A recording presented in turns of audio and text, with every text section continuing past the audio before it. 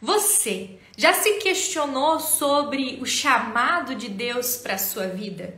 Você já se questionou qual é a vontade de Deus para a sua vida?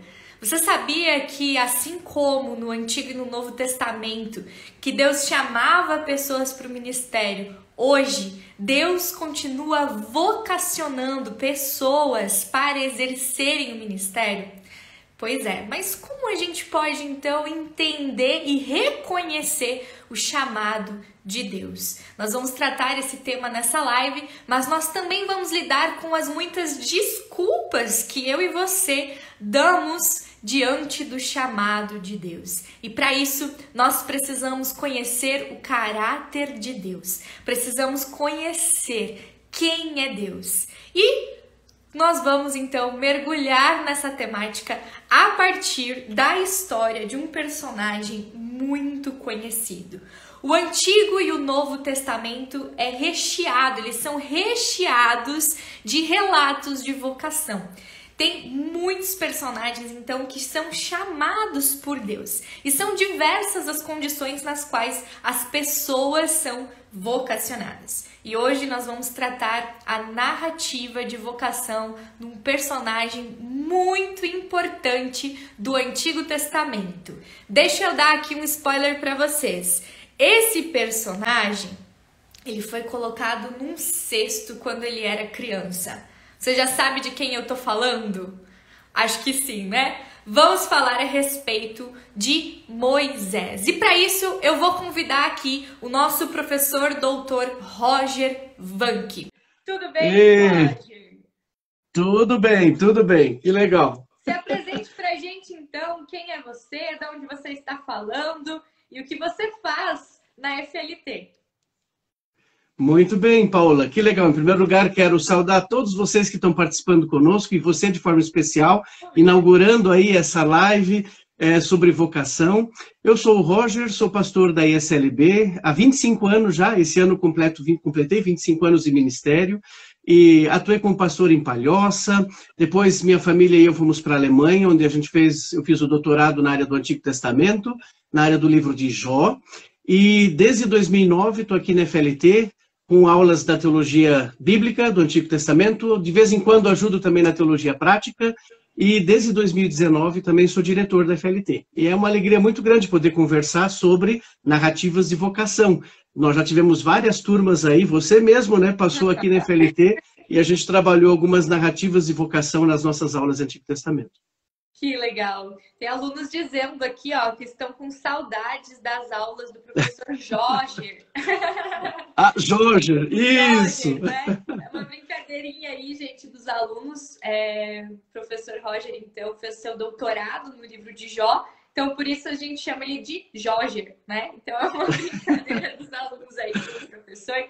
E, gente, nós temos, então, aqui um doutor de Antigo Testamento hoje para trazer um tema, né, Roger, o qual é muito importante, o tema a respeito da vocação, a respeito do ministério. Roger, nós já podemos dizer, né, que também hoje Deus continua chamando pessoas para exercer o ministério, certo? Com certeza, com certeza. Isso é algo histórico desde que começou a história da salvação de Deus, lá no Antigo Testamento, passando pelo Novo Testamento, até o dia de hoje. Porque Deus amou o mundo de tal maneira que mandou o seu Filho Jesus para que todo que nele crê não pereça, mas tenha vida eterna. E para que isso seja anunciado, ele chama pessoas para serem seus servos e servas para anunciar essa palavra. Então, é desde que tem história da salvação. Que bom que Deus vocaciona e que Ele permite, né, que o ser humano participe da sua obra. E isso é um privilégio. E nós vamos encontrar, então, dentro do Antigo e do Novo Testamento, vários relatos a respeito de pessoas que foram chamadas, que foram vocacionadas por Deus para levar essa mensagem, para espalhar, né, a mensagem da salvação, a história de Deus com o seu povo, lá no Antigo Testamento, e também no Novo Testamento, pessoas são chamadas para ir por todo o mundo pregar o evangelho, né? E hoje nós vamos estudar um personagem bem conhecido, que é o personagem Moisés. E nós trouxemos um texto, né, Roger, que acredito Uhum. ser um texto muito importante do Antigo Testamento, que é de Êxodo 3. E eu queria começar perguntando para você, Roger, qual é a principal característica do chamado de Moisés em Êxodo 3? Então, Paola, pois olha, o chamado do Moisés, ele vai do capítulo 3 até o capítulo 6, na verdade. É todo um texto, um complexo de chamados ao mesmo tempo. E o que chama atenção no capítulo 3, que é o foco da nossa live de hoje, eu diria que são duas coisas, e elas inclusive são parte integrantes daquilo que a gente chama de narrativa da vocação. Todas as narrativas de vocação do Antigo Testamento têm essas duas coisas que eu gostaria de salientar na tua pergunta. A primeira é que Deus chama pessoas para o seu propósito salvífico, que é um pouco daquilo que você falou antes, né? Você perguntou antes. Deus não chama pessoas prontas, mas Ele chama pessoas para demandas, para situações que exigem a sua salvação, ou que são situações para as quais Deus quer enviar pessoas para anunciar a salvação. E no caso de Êxodo 3, ali diz que Deus certamente viu o sofrimento do povo lá no Egito. Deus ouviu o clamor desse povo. Deus conhecia a dor que eles estavam passando e desceu para ajudá-los. Mas de que forma Deus desceu para ajudá-los? Chamando Moisés para poder ser o líder desse povo e conduzir esse povo para fora da escravidão, para fora do Egito e levar até a Terra Prometida. Essa é a primeira coisa. E a segunda que me chama muito a atenção, porque até o professor Alex falou ali antes, né, quando ele entrou, né, no Teologia do Alemão, que demorou 3 anos, né, dando desculpas e objeções, né. Eu acredito que todos nós que Deus chamou para o ministério e para o estudo da teologia no primeiro momento, a gente deu desculpas. E o Moisés tem desculpas e objeções, como todas as pessoas. Em todas aquelas narrativas de vocação do Antigo Testamento, nós vamos encontrar essas objeções. E o Moisés deu 4 desculpas. Primeiro ele vai dizer, eu não sou digno. Né? Por isso ele pergunta quem eu sou. Isso está lá em Êxodo 3, verso 11. Depois ele vai dizer, Senhor, eu não te conheço. Né? Quem és tu? Aí é Êxodo 3:13. Sobre essas duas desculpas nós vamos falar. Mas lá no capítulo 4, ele vai dizer, não vai adiantar. Pode me chamar, mas não vai adiantar, porque o povo não vai crer. Né? Então não me adianta chamar. Vai ser frustrante. Né? E a 4ª desculpa que Moisés dá é, eu não sou capaz, Deus. Eu não sei falar. Isso também está em Êxodo 4. Né? Então, no todo tem 4 desculpas. Nós vamos falar de 2 hoje, das 2 primeiras. Quem sou eu, Deus? Né? Eu não sou digno. E é interessante que essas desculpas, né, elas se assemelham muito às nossas desculpas, né? Da dignidade, a respeito de quem é Deus, né? Quem me chama, a respeito também das minhas capacidades diante de uma tarefa que Deus está dando. E você trouxe aqui também que essa tarefa que Deus dá é diante de um contexto salvífico, né? Isso. Então eu acredito que Moisés olha para a situação e eu me coloco no lugar de Moisés e eu fico pensando que muito provavelmente as minhas desculpas seriam as mesmas, né? De acreditar que não é capaz, de acreditar que não vai dar certo. E acho que é bem interessante a 3ª desculpa de Moisés também, o medo que as pessoas não vão crer. Né? Hoje nós vivemos num tempo tão difícil, muitas vezes, de anunciar o evangelho. Né? Será que as pessoas vão crer e viver e exercer o ministério? Muitas vezes é esse desafio, porque você fala e parece que as pessoas não entendem. Né? E o próprio Jeremias vai passar por isso e tantos outros personagens do Antigo Testamento vão dar as suas desculpas diante do chamado de Deus, né, Roger? Mas quando a gente fala da desculpa, da primeira desculpa de Moisés em relação à sua dignidade, como que nós poderíamos entender? Moisés, ele tem um motivo para se questionar em relação à sua dignidade? Qual que é a história dele que nos faria entender melhor esse questionamento? Sim, Paola, essa é uma pergunta muito importante. Na verdade, o Moisés, ele é muito honesto com Deus. Ele sabe qual é o seu passado e a sua história. Ele sabe que para fazer aquilo que Deus está chamando, ele não é digno, porque ele tinha cometido um assassinato. E ele, na verdade, era um fugitivo, a gente diria hoje, um fugitivo da Interpol, né? Eu sempre tenho dito isso, porque se ele botasse o pé de volta no Egito, ou ele seria preso pelas autoridades egípcias por causa desse assassinato, e ele simplesmente fugiu, ou então ele seria linchado pelo povo de Israel, porque por causa disso, a opressão, a escravidão aumentou, né? E isso, gente, é bem legal a gente perceber. O Moisés é um cara fugitivo 40 anos. Né? A história do Moisés é que ele passou os seus primeiros 40 anos lá no Egito, né? A história que você mencionou, que ele nasceu, né? Quando foi colocado no cesto, ele na verdade ele já é um milagre, né? Ele nem era para ter nascido pelos decretos que o faraó tinha colocado. Então, ele sobrevive a esse decreto, mas quando se tornou adulto, acabou cometendo esse grande erro, e depois passou 40 anos pastoreando as ovelhas do sogro dele lá no Monte Sinai. E é nesse contexto que Deus chama ele, né? E depois ele passou mais 40 anos com o povo de Israel no deserto. Então ele tinha muita consciência de quem ele era e que isso não o tornava digno de ser um servo de Deus.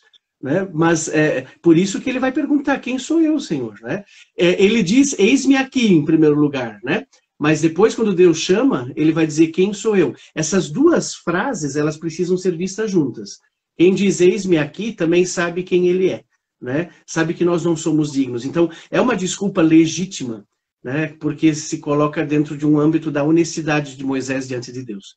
Né? E ele coloca, e ele entende e coloca o seu passado diante de Deus, né? Isso, ele não esconde o seu passado diante de Deus. Mas é interessante, né, Roger, porque Deus conhece esse passado, né? E apesar desse passado, Deus chama Moisés. Isso. E aí a gente pode dizer, então, que o fundamento do chamado, ele não está na pessoa chamada, mas está em Exatamente. Não é mesmo? Exatamente. É isso aí. Até porque as respostas, né? As respostas que Deus vai dar para as desculpas, né? Elas mostram que para Deus não é que o passado não é importante. Por isso a gente até poderia dizer que essa pergunta de Moisés quase se torna uma espécie de confissão de pecado, vamos dizer assim, né? Quem sou eu, Deus? Tu sabes quem eu sou. Né? Mas, digamos assim, ele está colocando isso bem às claras para Deus, para que ele também saiba quem ele é. Né? Isso acho também importante. E é interessante, né, que o fato de Deus chama ele justamente para voltar para a terra a qual ele foge. Né? Eu aqui conversando contigo penso muito agora, poemenicamente, esse mover de Deus também para restaurar na vida de Israel essa história. Sim. Não teve um ponto final, né? Mas uma história que teve, na verdade, ele tentou fugir do seu passado, esconder o seu passado. Agora ele precisa voltar para essa terra, onde você mesmo disse, né? Que ele poderia ser linchado, que ele poderia enfrentar dificuldades. Então, ele pode também ter o medo de voltar para essa terra, não é? Com certeza, com certeza. Mas por isso que Deus dá uma resposta para ele, eu vou ser contigo, né? Eu serei contigo. Ou seja, não é que Deus relativizou o passado e passou por cima do pecado de Moisés. Não, pelo contrário.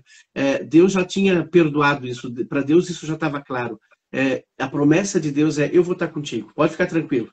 Né? Então, tu não precisa se preocupar com a Interpol egípcia e muito menos com o povo de Israel, porque eu vou estar contigo. Né? Então, é uma promessa de Deus. Isso vale para nós. Aliás, é muito interessante, né? Mesmo que é um pouquinho diferente a situação, depois da ressurreição, Jesus mandou os discípulos ir para onde? Para Galileia, onde tudo começou. Então, Jesus teve que levar os discípulos de volta para Galileia. Lembra do Pedro? O Pedro, né, que tinha negado Jesus. O Pedro, né, que queria ser o mais forte e corajoso dos discípulos. Teve que voltar para Galileia. E ele volta para Galileia. Ele volta a pescar. Ele desistiu do chamado de Deus, né? Mas aí Jesus vem lá e cuida dele pastoralmente, como você fala, né? Então, ele teve que voltar para Galileia, onde tudo começou. Para começar certo. Né? Então, muitas vezes Deus tem que fazer a gente voltar na nossa história, reconhecer aquilo que talvez não torna digno, mas não é o que eu acho que torna digno, é Deus que me torna digno.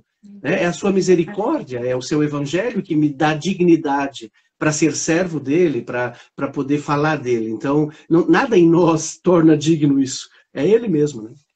Nossa, como é um alívio, né? A gente olhar para isso. Com certeza. E Isso se é a gente olha evangelho. para a nossa história, realmente não existe dignidade na pessoa chamada, Sim, qualquer que seja essa sim. pessoa, né? E, gente, nós estamos abordando o texto de Êxodo 3. Se você tiver aí a sua Bíblia, você pode ler em casa o Êxodo 3. E, especificamente, o versículo 11 e 12, nós estamos falando a respeito da primeira desculpa de Moisés, que se questiona a respeito da sua dignidade. E é interessante, né, Roger, que essa pergunta dele de quem sou eu não é bem uma pergunta sobre a sua identidade, mas justamente a Não. sua dignidade, né? Isso é bem importante a Isso, gente exatamente. deixar claro que é uma pergunta em relação à dignidade, Isso. não somente a identidade de Moisés, né? E Deus responde, então, eu vou ler a resposta de Deus no Isso. versículo 12, que diz assim, gente, Deus afirmou: eu estarei com você. Esta é a prova de que sou eu quem o envia. Quando você tirar o povo do Egito, vocês prestarão culto a Deus neste monte. Então, essa é a resposta de Isso. Deus: eu serei contigo. O que essa resposta de Deus, Roger, tem a ver? O que essa resposta de Deus responde à primeira objeção de Moisés, ou quem sabe às nossas objeções? O que ela nos Uhum. diz? É que a dignidade humana para o ministério, ela vem do evangelho, ela vem da palavra de Deus. Às vezes a gente fica muito mais preso naquilo que a nossa cabeça fala a nós mesmos, ou a partir daquilo que outras pessoas. Talvez você já deve ter ouvido assim, que nada, pensa outra coisa. Eu acho que ser pastor não é para ti, né? Ou talvez você mesmo colocou na sua cabeça, não, eu tenho tanta podridão na minha vida, eu já fiz tanta coisa errada, né? Eu não sou realmente digno de levar a palavra de Deus adiante, né? Então, essa é a pergunta, porque ela tem a ver com o nosso pecado, né? E é por isso que existe ministério, na verdade. Todo ministério existe por causa do pecado. Por isso que essa pergunta do Moisés ela é muito legítima. E a resposta de Deus, eu serei contigo, significa, Moisés, eu vou estar do teu lado, eu me empenho por você e isso basta. É isso que, na verdade, significa, isso basta. A dignidade do ministério está em mim e não em você. Eu vou transformar a tua vida, eu já transformei a tua vida. Né? É um reconhecimento de que Deus trabalha na nossa história. Né? E se a gente lembra ainda dessa própria história do Moisés, que nem era para ter nascido, toda a trajetória dele, a gente parece que sabe mais do que Moisés quando a gente lê a Bíblia, né? Porque a gente pode acompanhar essa trajetória. E aí a gente entende que a pergunta do Moisés, por mais séria e certa que a resposta de Deus é mais séria e certa ainda. Né? Ou seja, a resposta de Deus coloca o propósito de Deus e coloca também a obra de Deus em evidência. Como você falou, ali a gente conhece quem Deus é. Né? Ali a gente tem toda essa perspectiva do caráter de Deus. Né? Ou seja, o Moisés tem que largar a desculpa da sua dignidade, porque ele conhece agora um Deus que diz para ele, eu estou presente contigo, tu não precisas te preocupar. Né? Eu perdoei o teu pecado. Em última análise é isso, porque a experiência do perdão de pecado significa eu posso viver novamente na presença de Deus. E é isso que significa eu serei contigo, eu estarei contigo. E é muito legal, né, essa fórmula de Deus, quando ele fala da sua presença, acho muito interessante, porque no Antigo Testamento a gente vai encontrar várias vezes Deus dizendo, né, para os grandes líderes, para o próprio povo, que ele estará presente. Exatamente. Né? A gente vê um texto que eu sei que tu gostas muito também, que é o texto de de Josué 1:9, né? Que é o texto seja forte e corajoso, né? E esse texto tem a ver com a presença de Deus, porque ele fala, eu estarei com vocês. Então, toda vez que, né, Deus promete a sua presença, é onde ele também fortalece os seus chamados, onde ele fortalece a pessoa com quem ele está dando uma tarefa, né? Então, a presença de Deus é o que também traz e dá essa coragem de que é possível cumprir com o chamado dado por ele, porque ele estará bem isso, né? Eu acho isso maravilhoso, poder contar com a presença de Deus.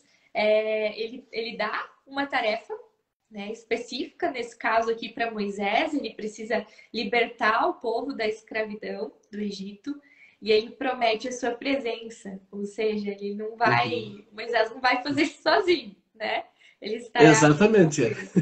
E aí a gente chega numa segunda objeção de Moisés, né, Roger?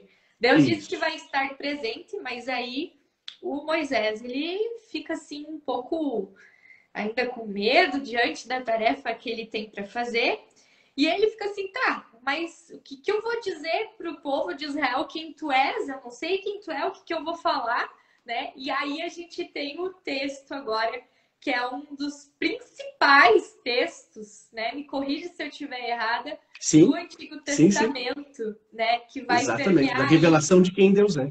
A revelação de Deus. E por isso essa live tem o nome, né? Largando as desculpas, conhecendo o caráter de Deus. Porque é somente quando a gente conhece quem é Deus que nós podemos largar nossas desculpas. Roger, fala para nós um pouco mais sobre o que essa apresentação de Deus, essa importância de Êxodo 3,14 aqui para nós, o que isso significa nesse contexto de vocação, e talvez tu poderias trazer um apanhado aí para nós da importância do nome de Deus, né? Que ele traz aqui para Moisés. Então, Paula, você falou muito bem. Esse dá para dizer que é o principal texto sobre a revelação do nome de Deus no Antigo Testamento. É daí que vem a expressão que a gente às vezes conhece como Javé, né? Então, esse Javé é um português do hebraico Yahvé, né?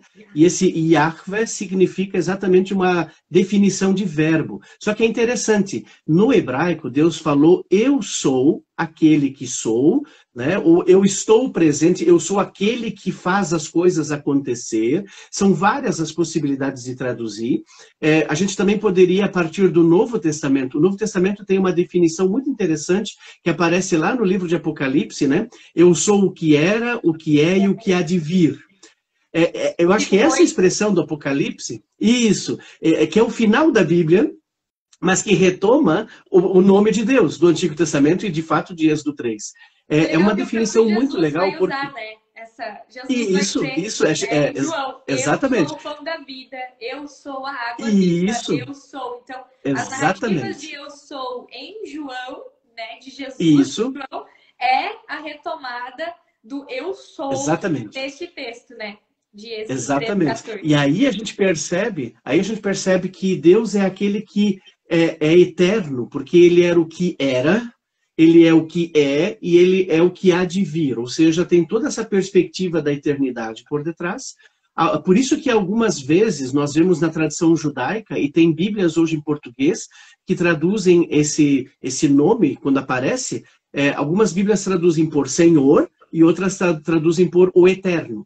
Tá? Justamente por causa dessa perspectiva. Mas o que isso significa? De novo, é o verbo ser, o verbo estar. Então Deus diz para ele, Moisés, quem sou eu? Eu sou o Deus de Abraão, Isaque e Jacó. Com isso Deus conecta em primeiro lugar o Deus da história da salvação, né? Que era a origem desse povo que está lá escravo no Egito. Tá? Mas ao mesmo tempo ele vai fazer com que agora esse povo diga, olha, quando você chegar lá no Egito, diga o eu sou me enviou. Né? O eu sou me enviou. Não, diga que o Deus que está te enviando é aquele que é o Deus de Abraão, Isaque e Jacó, é aquele que está presente com vocês, é aquele que vai fazer diferença para vocês, é aquele que basta para libertar vocês, é aquele que está presente em todos os momentos. Então, o caráter de Deus tem a ver com a sua presença, tem a ver com a sua misericórdia, tem a ver com o seu agir salvífico em direção desse povo. Ou seja, Deus se lembrou, né, como diz o texto de Êxodo no comecinho, ali no versículo 6, 7, que Deus se lembrou do seu povo. Não porque Deus tem problema de memória, não é isso. Quando Deus se lembra na Bíblia, a gente acha que Deus tem problema de memória, né? Não, é que quando se fala na Bíblia que Deus se lembra, é porque isso está tão firme no seu propósito, que o lembrar-se de Deus tem a ver com o agir salvífico dele, com a misericórdia dele. Tá? Então, por isso, Moisés tem que chegar para o povo de Israel e dizer, olha, quem me enviou aqui, eu estou vindo em nome desse Deus que é o Deus de Abraão, Isaque e Jacó, que fez promessas para vocês. e que tem uma terra prometida e que não se esqueceu de vocês e que está presente com vocês aqui no meio dessa escravidão, porque ele sabe do sofrimento de vocês, ele ouviu o clamor de vocês. Ou seja, o Moisés está sendo enviado como um porta-voz da resposta da oração do povo de Israel. Se Deus ouviu o clamor, Moisés é para indicar agora, mostrar para esse povo, ó, Deus ouviu, a prova disso sou eu. Então, na verdade, Deus está mandando Moisés como credenciais, né? Quais são as credenciais do Moisés chegar lá? Ele pode dizer para o povo, ó, gente querida, eu vim aqui em nome desse Deus, que é o Deus de Abraão, Isaac e Jacó, que não se esqueceu de vocês e que escutou o clamor de vocês. Ele conhece o sofrimento de vocês e ele vai tirar vocês. Sigam a mim!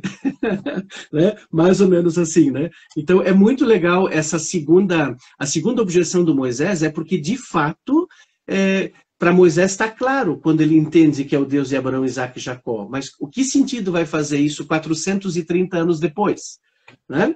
Entre a família de José, né? Entre a família de José que foi para o Egito e o Moisés tem 430 anos ali de espaço. Né? Então isso é muito tempo.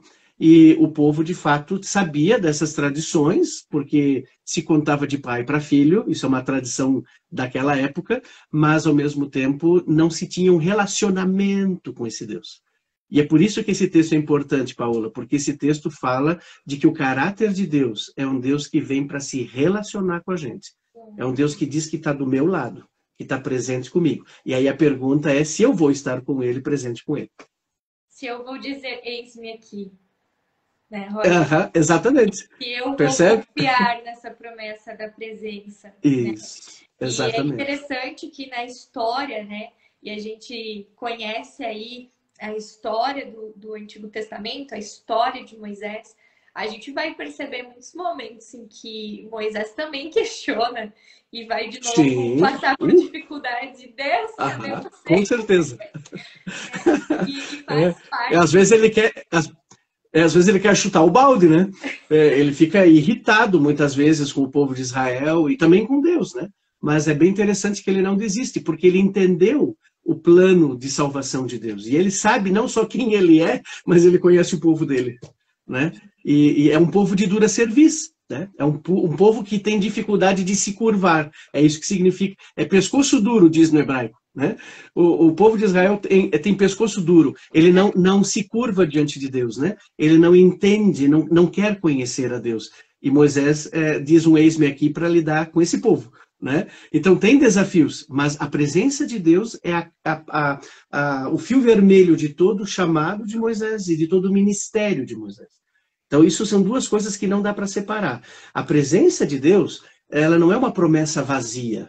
Ela não é uma promessa que fica assim, só bonita, que a gente coloca até um quadrinho na nossa casa dizendo que Deus está aqui presente com a gente. Não, isso é uma realidade nas demandas do ministério, nas demandas da minha vida, nas demandas e nas dificuldades que nós temos. O ministério, ele não é hobby, né? O ministério é uma tarefa dada por Deus. E é muito legal que a promessa da presença de Deus perpassa tanto o chamado, como também o próprio ministério. Você até falou antes do Josué, né? Ser forte e corajoso. É interessante, Paulo, o Josué recebe essa informação 4 vezes.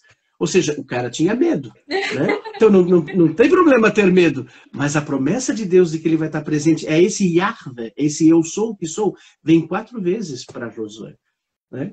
Além disso, Josué tinha que substituir o Moisés, né? Mas isso talvez vai ser conteúdo para outra live, nem vou falar do Josué agora. Para outra live de narrativas de vocação aí. Vocês que estão participando da live podem interagir, vocês podem também fazer perguntas aqui para o professor Roger, escrevendo aqui nos comentários. E também você pode sugerir aí um outro personagem para a gente abordar na nossa temática, na nossa série narrativas de vocação que nós vamos fazer por meio de postagens no Instagram e também por meio de lives. E nós vamos trazendo os personagens os quais vocês também interagirem com a gente. Roger, tenho mais uma pergunta para você aqui. Olha só, se a gente vai ler, né, Êxodo 3, a famosa história da sarça que ardia em chamas, mas ela não se queimava. Gente, quando isso acontece, nós podemos dizer que isso é uma teofania, certo? Ou seja, Deus, né, está aparecendo por meio aí dessa sarça que arde em chamas, mas não se queima. Então, Moisés, ele é chamado por meio de algo muito visível, que é essa sarça ardente, que chama a atenção dele, ele para ver o que está acontecendo ali, né? E Moisés, então, vai ter todo esse diálogo com Deus, o qual a gente encontra nesse texto que a gente está conversando. Mas a minha pergunta para você agora, Roger, é o seguinte. Beleza, Moisés viu a sarça pegando fogo sem se queimar, né? Isso chama super atenção. Mas a gente hoje, como é que a gente pode saber se estamos sendo chamados por Deus? Porque a gente não vê mais sarças pegando fogo. Como é que a gente pode saber de que forma Deus também nos chama, nos vocaciona hoje e como nós podemos saber sobre esse chamado de Deus? Essa é outra, Paula, excelente pergunta que você está fazendo. Você fez boas perguntas até agora. Muito bom, muito bom. Assim, ó, a sarça ardente, a gente chama a atenção dela, ou ela nos chama a atenção, assim como chamou a atenção do Moisés, né?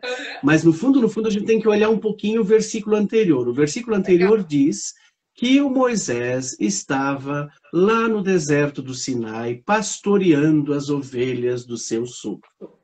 Ou seja, o Moisés não estava sentado numa cadeira de praia com um suquinho de laranja sem ter o que fazer, né? Ele não estava desocupado. Ele estava ocupado, ele estava com o seu trabalho, ele estava fazendo aquilo que ele começou a fazer depois que fugiu do Egito, certo? A gente chama isso de ordinário. Ele estava no seu ordinário, no seu dia a dia, no seu cotidiano. A sarça ardente, a gente poderia chamar de extraordinário. E aí vem um detalhe muito importante. Se você está aguardando Deus te chamar para o ministério ou confirmar o teu chamado, não vai ser sentado numa cadeira de praia. Até pode ser que lá na praia Deus te dê clareza para isso. Mas Ele vai te chamar no ordinário do teu dia a dia. O extraordinário de Deus acontece sempre no nosso ordinário. Eu vou traduzir isso um pouquinho melhor, tá? Ou seja, Deus chamou a atenção de Moisés com a sarça ardente. Mas esse não foi a única vez que Deus usou um negócio desse para chamar a atenção de alguém, certo? O que Deus hoje está chamando você? Talvez hoje Deus está mostrando pessoas que sofrem e que você foi tocado por pessoas que sofrem. Ah, mas isso é milagre? Não, não é milagre, mas é o extraordinário, mesmo que o sofrimento faz parte do ordinário da vida, né? Mas você ser tocado por visitar, de repente, um hospital e você perceber, puxa, mas quem é que consola essas pessoas doentes? E Deus pode tocar você visitando um parente seu no hospital, Deus pode tocar você para que você se sinta chamado por Ele. Olha, eu gostaria de ir para o ministério para ajudar numa capelania hospitalar. Então ou para ajudar o ministério. Que arde em chamas, é o coração. É o coração que arde, exatamente, o coração que arde, né? Ou, de repente, você foi convidado pelo seu amigo para participar lá de um projeto do grupo de jovens que foi entregar cestas básicas lá num bairro mais empobrecido da sua cidade. E você ficou impactado com a alegria daquelas crianças ao receberem 1 quilo de arroz, né? E de receberem aquele pacote. Tem pessoas que são impactadas com isso. E que, de repente, pensam, puxa, mas nós temos que fazer mais coisas, não só entregar uma cesta básica.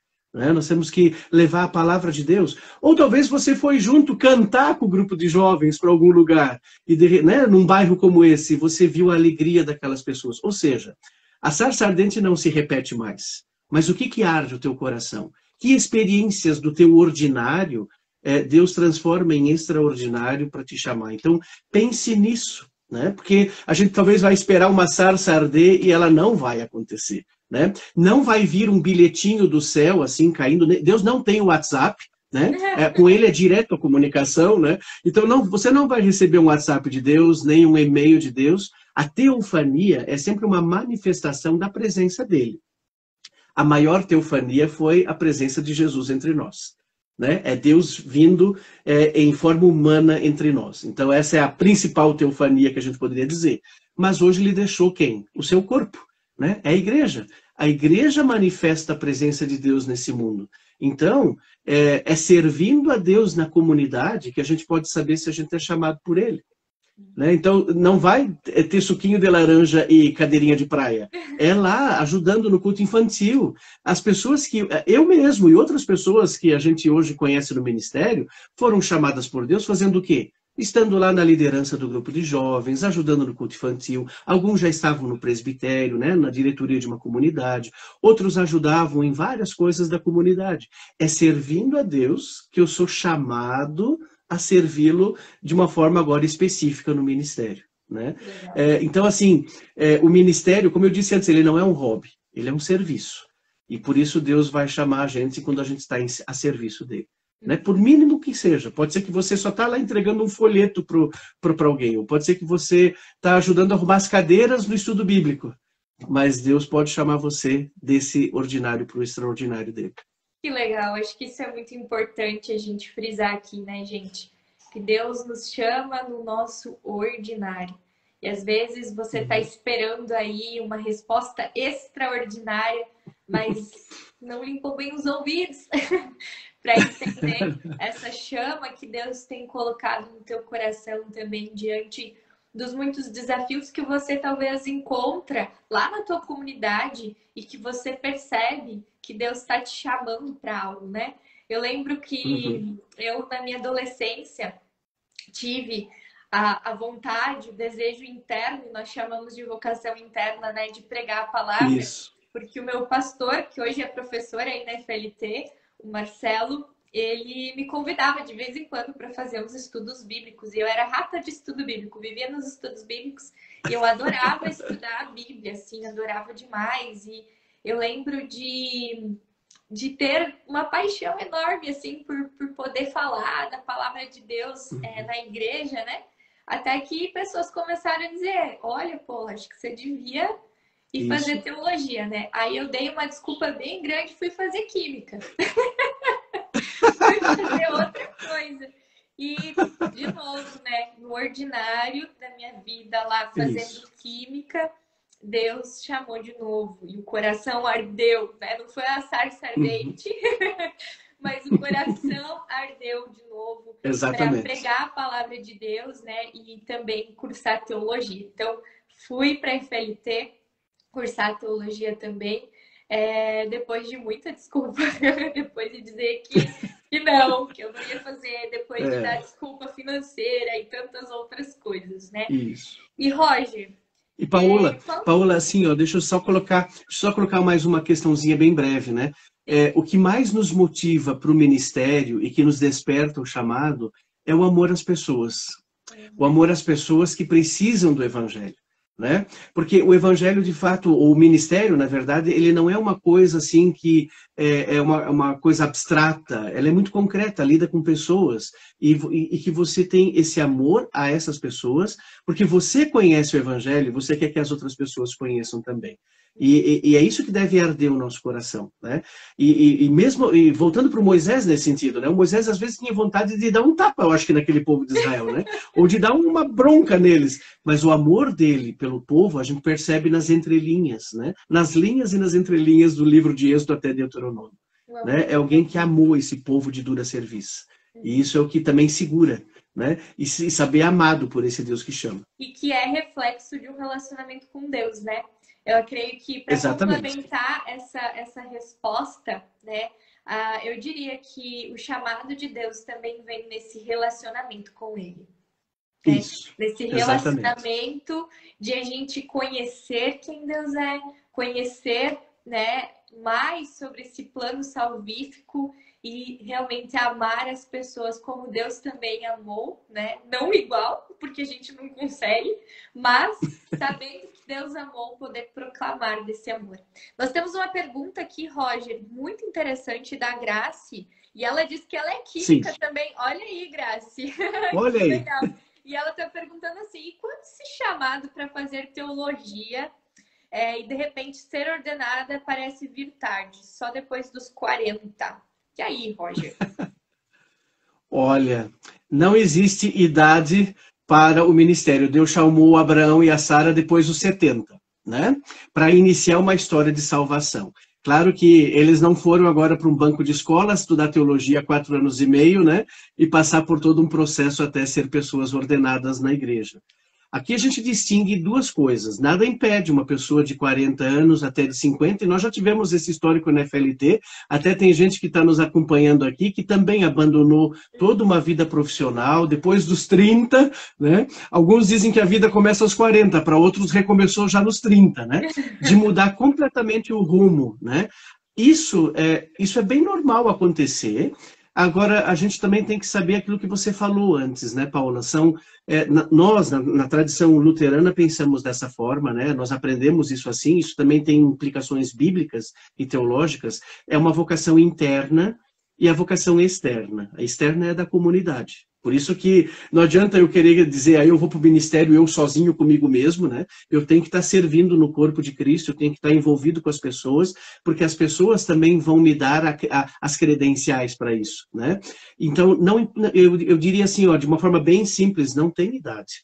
Eu vim para cá com 17 anos, né? E comecei o estudo de teologia com 18, e aí me formei com 22 e pensei que eu não ia dar conta de nada. A minha desculpa não era nem antes de vir, a maior desculpa era para depois, né? Será que eu vou dar conta do recado? Né? Será que eu vou conseguir consolar pessoas? Será que eu vou conseguir sepultar uma pessoa? Será que eu vou conseguir guiar uma comunidade?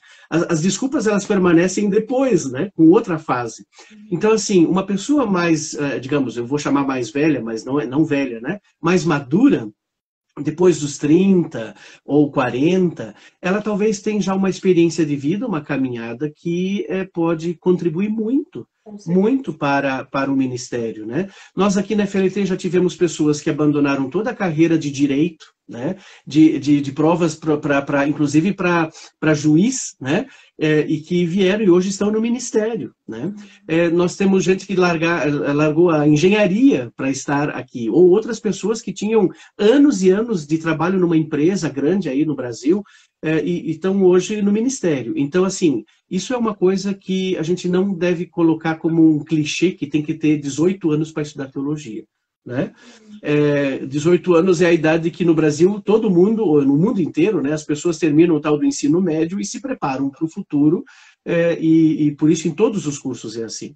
Mas hoje a gente percebe uma flexibilidade bastante grande de outras pessoas que têm sido chamados, sim, com idades mais avançadas aí, mas que é fácil, claro que não é fácil, porque você já tem talvez família, né? Você já tinha talvez um emprego fixo e às vezes até recebendo um bom salário, mas aí o critério é Deus vai te dar paz para isso, você pode ter certeza que Deus vai dar as condições para isso, porque é promessa dele, né? Estarei contigo, isso vale para você também nessa circunstância, e talvez seria bem legal, a gente até, se vocês têm perguntas bem específicas, a gente pode colocar vocês em comunicação com esses homens e mulheres aí que já estão no ministério, e que, né?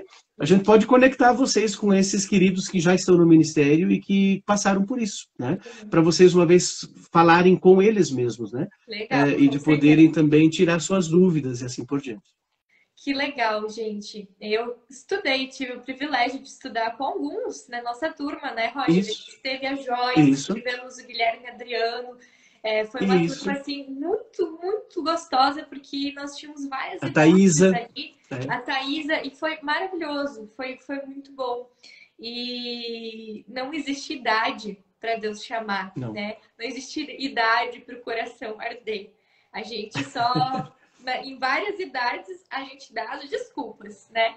Mas aquele que chama também promete a sua presença.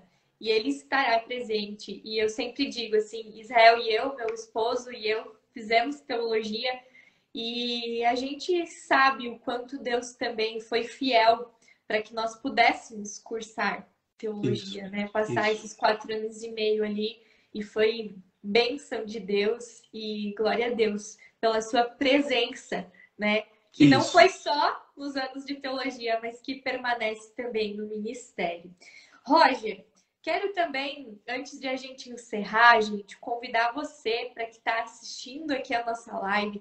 Se você tem dúvidas em relação ao teu chamado, em relação a exercer o ministério, eu gostaria de convidar você para o nosso encontro que vai acontecer na quarta-feira, às 19h30, nós vamos conversar, 2 professores vão estar conversando com interessados a conhecer mais o bacharelado em teologia da FLT. Vai ser uma conversa exclusiva via Google Meeting, tá? Onde você vai poder tirar todas essas dúvidas que você tem também aí em relação à idade, como fazer. Você pode também buscar ajuda, né? Entrar em contato conosco aqui por meio do direct do Instagram. E no link da nossa bio, nós temos um formulário para você também participar desse bate-papo com interessados, onde os professores vão conversar mais de perto com você. Esse é um dos princípios do bacharelado aqui da FLT, que é o quê? Estar bem perto de você. Não só na entrada, mas também ao longo do estudo da teologia. E eu quero, então, para encerrar nossa live, Roger, perguntar para ti qual é a importância do estudo da teologia para exercer o ministério. Muito bem, Paola. O estudo da teologia, ele na verdade tem a ver com o conhecimento de Deus, né? E para nós estarmos no ministério, agora pensando no ministério com ordenação, né? Mas também o ministério geral de todas as pessoas que creem. Isso, na verdade, o evangelho, cada pessoa que crê em Jesus é chamada por ele para poder pregar o evangelho. Mas, assim, o estudo da teologia, ele tem a ver com o aprofundamento daquilo que tem a ver com a pessoa e o caráter de Deus. Só que eu vou agora trazer uma informação ligada ao meu amigo Jó, né? Não podia deixar de falar do Jó aqui. É que o livro de Jó, por incrível que pareça, né? A gente acha que o Jó só fala de sofrimento.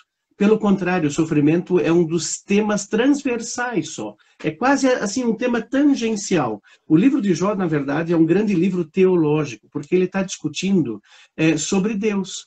No final do livro aparece aquela informação curiosa de que os amigos de Jó não falaram corretamente de Deus e que Jó teria falado corretamente.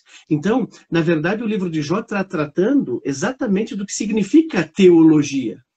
E a teologia, ela tem 2 movimentos. É saber falar sobre Deus. E como o livro de Jó é um livro da tradição sapiencial, que tem a ver com o temor do Senhor, significa que a gente, quando estuda teologia e vai para o ministério, a gente precisa dar conta desse ministério. Não por nós mesmos, porque isso Moisés já deixou claro que não é possível, né? Quem dá conta do ministério é o próprio Deus que nos chama, mas eu preciso ter um relacionamento com ele.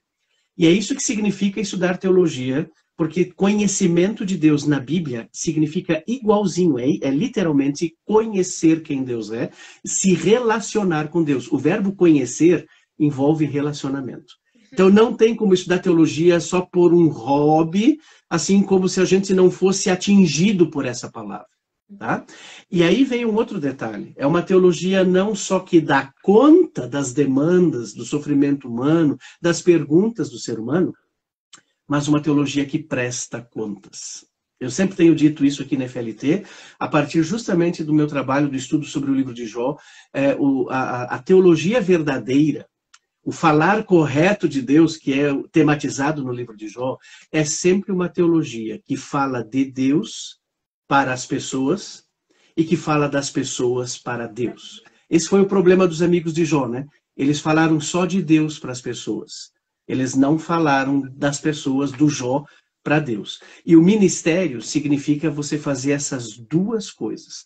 Você vai anunciar o evangelho, você vai falar desse Deus com o qual você mesmo se relaciona, com o qual você mesmo está lutando muitas vezes e aprendendo no seu dia a dia, mas você também vai levar essas pessoas para Deus. Por isso, no ministério, nós visitamos as pessoas, nós intercedemos por elas, nós vamos aconselhar as pessoas. Então, teologia correta é aquela que fala de Deus para o sofredor, para as pessoas da comunidade, para todas as pessoas. É aquela que também leva todas essas pessoas para Deus. E aí, Paola, foi o que Moisés fez. Se você pegar agora, leia, eu até vou dar tarefinha para vocês que estão participando da live aí.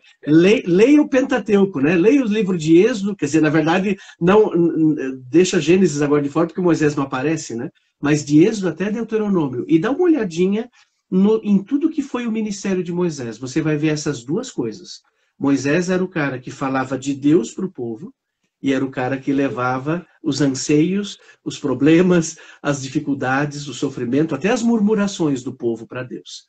Então, isso é verdadeira teologia, e para isso precisa estudar, gente. Isso não vem por osmose, como a gente fala na biologia, tá? Isso vem de um relacionamento íntimo que eu tenho com Deus, do meu relacionamento com Deus, mas isso vem também a partir do estudo, do preparo, porque as demandas são grandes, né? E por isso a gente foge, por isso a gente tem as desculpas, porque a gente sabe que o povo é cruel, né? Que o povo é difícil, que nem todo mundo, ainda mais no nosso mundo pós-moderno, né?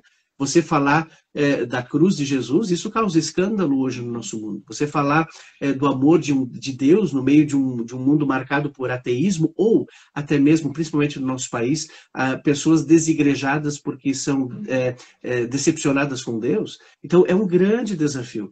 Mas Deus prometeu estar com a gente.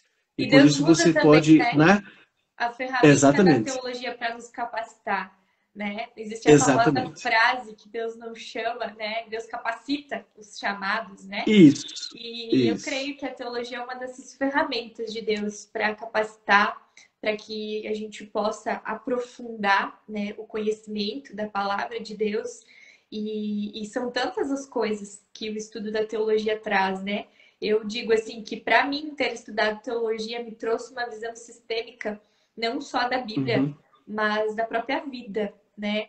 E foi, assim, realmente uma escola de vida, a teologia. Então, foi muito bom. 4 anos e meio aí que tive o privilégio de estar na FLT também cursando teologia. E a gente hoje quer desafiar você que tem aí o seu coração em chamas e que, quem sabe, tá dando algumas desculpas. Talvez você que se sente indigno, talvez você que está dizendo, não, Deus, mas eu não sou tão capaz assim, sou velho demais. Nós hoje queremos te desafiar a, quem sabe, buscar conversar com alguém, e a FLT se coloca à disposição, e que vocês possam também ouvir e atender esse chamado de Deus, né? Lembrando que a presença de Deus é uma promessa que não é só para Moisés, mas também para todos nós, né? Também vale para nós hoje. Então, a FLT, ela hoje conta com um bacharelado em teologia e está com as inscrições abertas para você que deseja se inscrever. Vi também, Roger, que nós temos alguns alunos aqui da Teologia Essencial que estão presentes. Exatamente. A Elke está dizendo o seguinte: o curso de Teologia Essencial está me desafiando com 57 anos. Não sei o que vai acontecer. O que Deus quer de mim, mas para mim no momento está sendo um desafio. Então, para você também quer conhecer os nossos cursos em EAD, nós temos o Teologia Essencial, gente, que está aberto as inscrições. Se você quiser saber mais, pode mandar também no nosso direct, para você que quer aprofundar o seu conhecimento dentro da teologia, né? Nesse conversar com Deus, das pessoas com Deus e de Deus com as pessoas.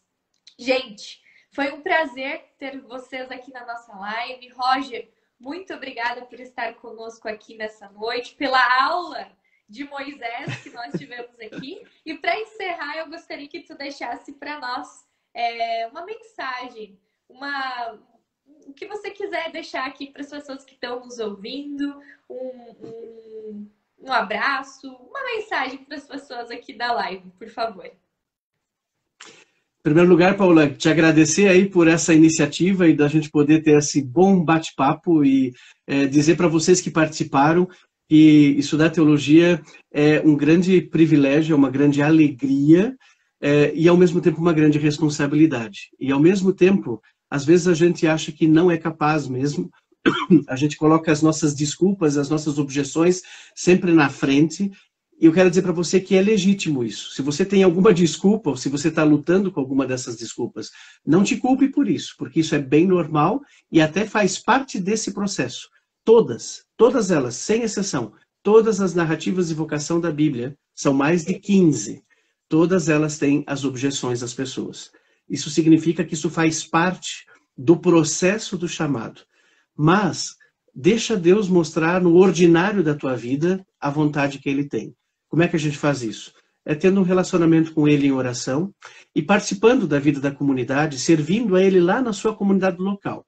Se Deus te quer, Ele vai te chamar e Ele vai dar todas as condições. Isso não é demagogia espiritual, né? Isso é experiência com Deus, é literalmente isso, é contar com essa presença de Deus.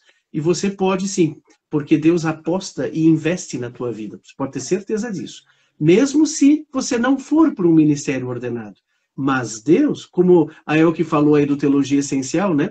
Deus tem capacitado muitas pessoas também lá na sua comunidade como líderes, que também precisam de boa teologia, e também precisam conhecer a palavra de Deus, e que também precisam, dar conta das demandas, seja da sua própria vida, da sua família, dos seus grupos. Então, o meu desejo é que você não se esconda atrás das desculpas, mas que você possa deixar a presença de Deus estar à frente, né? É Deus que guiava o povo de Israel no deserto, não foi o Moisés. Foi Deus que guiou o povo, tá? Mas Deus usou Moisés. Mas quem estava guiando o povo até a Terra Prometida foi Deus. Quem estava atrás do povo de Israel foi Deus. Quem estava sobre o povo de Israel era Deus. E quem habitava no meio do povo era Deus. Então, não te impressione com as suas desculpas, mas saiba que a presença de Deus vai estar com você também agora. Amém, amém. Gente, e assim nós encerramos então a nossa live, largando as desculpas, conhecendo o caráter de Deus. Que cada dia mais nós possamos ter esse encontro com o Senhor e que a gente possa conhecer esse caráter de Deus que promete a sua presença conosco no ordinário da nossa vida, e ali também Deus nos chama, Deus nos vocaciona. Um grande abraço para todos vocês. Roger, obrigada mais uma vez por estar conosco. E lembre-se que eu que agradeço. Com a inscrição para o Bacharelado em Teologia aberta. Se vocês tiverem dúvidas, é só mandar no nosso direct que nós vamos te responder. Um grande abraço para todos vocês e até a próxima Narrativas de Vocação aqui na nossa live e também em nossas postagens. Até mais, gente! Tchau. Até mais. Um abraço para vocês. Tchau!